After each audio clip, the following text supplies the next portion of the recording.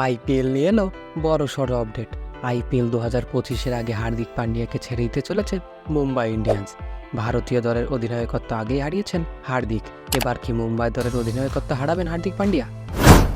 গত বছর গুজরাট টাইটান্স থেকে অধিনায়ক হিসেবে রোহিত শর্মাকে সরিয়ে মুম্বাই দলে ফিরেছিলেন হার্দিক পান্ডিয়া। 2024 সালটা মুম্বাই ইন্ডিয়ান্সের জন্য ছিল বড্ড খারাপ।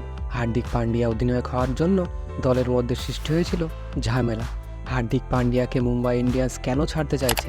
হার্দিককে মুম্বাই ছেড়ে দিলে দলের অধিনায়ক বা কে হবেন, সবটা জানাবো আপনাদের। ভিডিওটি শেষ পর্যন্ত দেখতে থাকুন।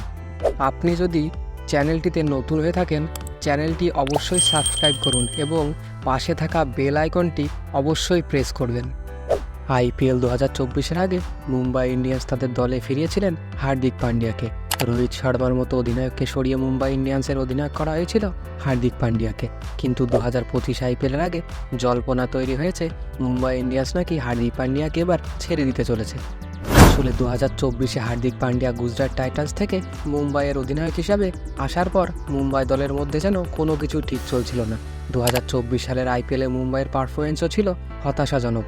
কিছুদিন আগে ভারতীয় দলের নতুন টি-20 অধিনায়ক ঘোষণা করা হয়েছে সূর্যকুমার যাদবকে, যেখানে আগে ভারতের টি-20 অধিনায়ক হওয়ার কথা ছিল হার্দিক পান্ডিয়ার। তাই সূত্রের খবর, মুম্বাই ইন্ডিয়ান্সও নাকি আগামী 2025 আইপিএলে হার্দিককে সরিয়ে সূর্যকুমার যাদবকে অধিনায়ক বানাতে চাইছে। আইপিএল 2025-এর আগে রয়েছে মেগা নিলাম। এখন দেখা মুম্বাই ইন্ডিয়ান্স এই মেগা নিলামে কাদের দলে ধরে রাখে আর কাদের ছেড়ে দেয়।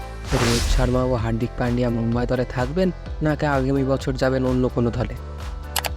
হার্দিক পান্ডিয়া ও রোহিত শর্মাকে নতুন কোন আইপিএল দলে আপনি খেলতে দেখতে চান? কমেন্ট করে তা অবশ্যই জানাবেন। ভিডিওটি যদি আপনাদের ভালো লেগে থাকে, ভিডিওটি অবশ্যই লাইক করবেন এবং ক্রিকেট দুনিয়ার সমস্ত খবর সবার আগে পেতে চ্যানেলটিকে অবশ্যই সাবস্ক্রাইব করুন।